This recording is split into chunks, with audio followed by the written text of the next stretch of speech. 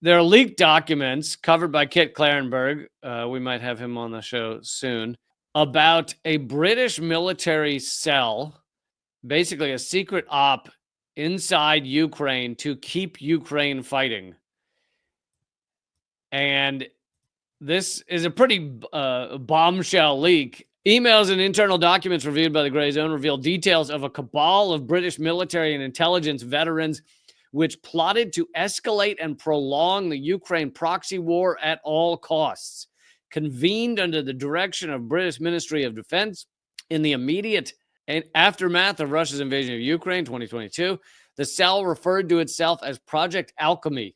As British leadership sabotaged peace talks, which I've covered a lot on this show, this all could have been over within a month of it starting if the British, of course, they were acting at the behest of the United States, but hadn't made sure there were no peace talks. As British leadership sabotaged peace talks between Kyiv and Moscow, the cell put forward an array of plans to keep Ukraine fighting by imposing strategic dilemmas, costs, and frictions upon Russia. Frictions is a nice euphemism, you got to say. When you're getting shot in the head and you're like, that was an interesting friction. I think the this British cell just is a big fan of your show and your slogan, and they were like, you know what? Keep fighting, Ukraine, literally forever. This is your fault. Absolutely is my fault. I'm the first to put forward the idea of continuing to fight. Yeah, you gotta stop. I told you to stop putting out those Facebook ads for British spies. Look what you've done. Carefully targeted to those in London, part of special forces. The secret cell even put forward a plan to, quote, aggressively pursue and dismantle independent media outlets, including the Grey Zone. Boy, does this sound like that some of this has been happening? Through an aggressive campaign of legal harassment and online censorship, so they would be forced to close. The incendiary blueprints were fed to the highest levels of the British state and were apparently well received. Some of Project Alchemy's most extreme recommendations have already been implemented, often with calamitous results.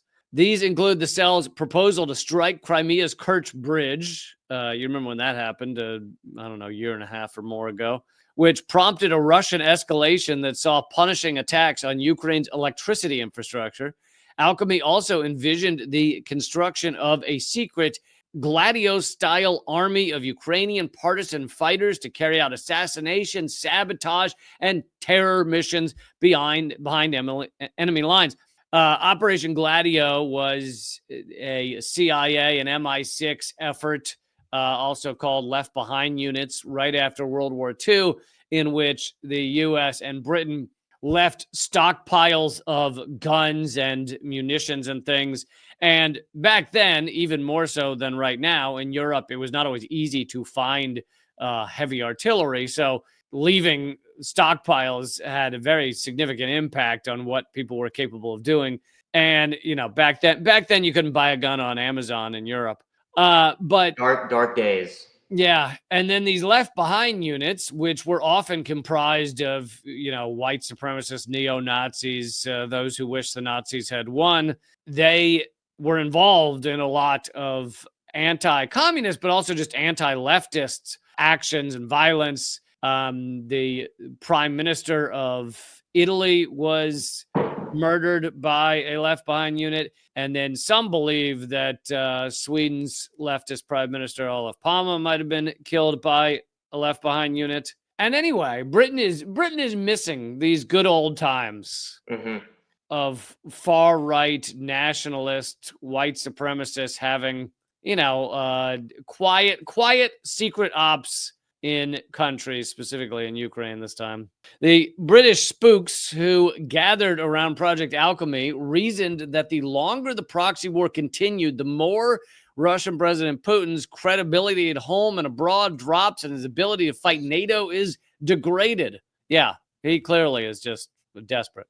Project Alchemy's gambit has clearly backfired as Putin remains popular within Russia, while a crumbling Ukrainian army loses territory by the day, despite constant rearming by the West. But the war planners in London remain staunchly committed to escalation. And I think there's a big question mark as to whether these Left Behind units and this secret op will continue no matter what type of peace plan is put in place. after Trump gets into office. To accomplish the balkanization of Russia, Project Alchemy's plotters took inspiration from Operation Gladio, which I've already detailed, a section detailing potential discrete operations in Alchemy's strategy paper, which stressed the need to intervene in every way except officially. Intervene in every way except intervening. Except for the non-criminal version. Exactly. Except for the one where we actually tell publicly that we are intervening. Yeah.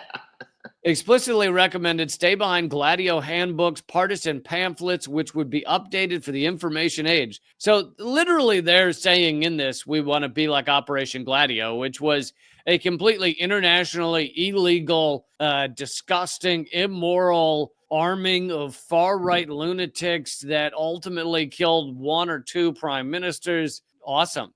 Yeah, wow. To prepare the British public for the coming storm, so basically they say that they knew Russia would respond economically and that it would harm Britain and the Brits would have trouble, which they have. I mean, economics in Britain, the economy in Britain's not doing great. On top of that, energy is more expensive than ever.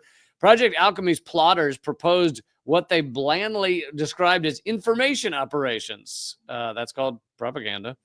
But which could be more accurately described as a blend of domestic state propaganda and malign attacks on disruptive media outlets. Disruptive meaning those who tell the truth. The task they outlined not only included dismantling Russian disinfo like RT and Sputnik, but also targeting critical independent media like the Gray Zone. Here's a quote.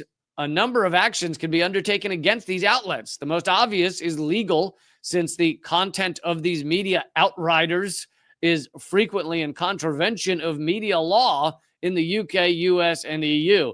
And what they're referring to is like bullshit laws where, you know, Richard Medhurst was arrested and held for 24 hours, basically for telling the truth about Gaza, that kind of thing. Aggrieved parties currently tend to ignore libel defamation by these outlets. Were they to aggressively pursue these outlets, it is likely they would be forced to close. The Gray Zone, it was claimed, had thus far managed to obscure its funding. So Gray Zone is not funded by Russia or Iran or China, but Britain especially can't stand them. I mean, the U.S. doesn't like them either, but there's been a lot of leaks to the Gray Zone of internal British, operations and things. And so Britain really despises Gray Zone or certain ruling elite in Britain. And they have gone after them even more so than the United States have, including arresting Kit Klarenberg for 5 hours, which was the maximum they could hold him. So they claim the funding was obscured, a suggestion that this outlet is covertly funded by Russia or some other enemy state, which is completely false. The paranoid fantasies, and that lie was also published in the Washington Post. And